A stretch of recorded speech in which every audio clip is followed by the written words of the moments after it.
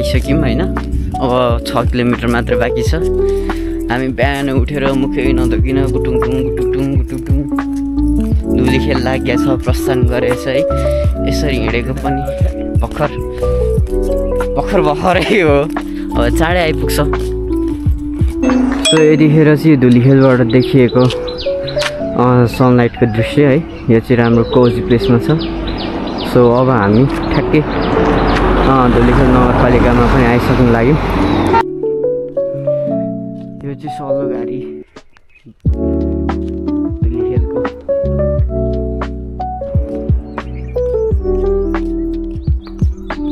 So हामी चाहिँ अहिले अब टुवर्ड्स हुँदैछौँ है।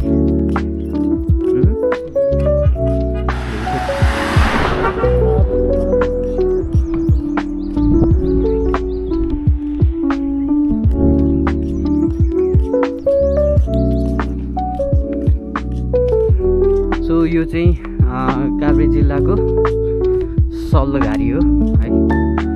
एकदम कोजी प्लेस छ, पिकनिक अनि त्यस्तो चाहिँ भिडियोहरू बनाउन आउनको लागि सही छ है।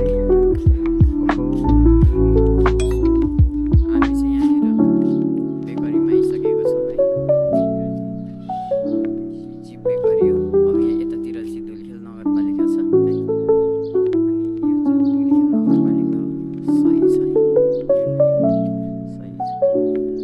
कोजी प्लेस छ, कोजी।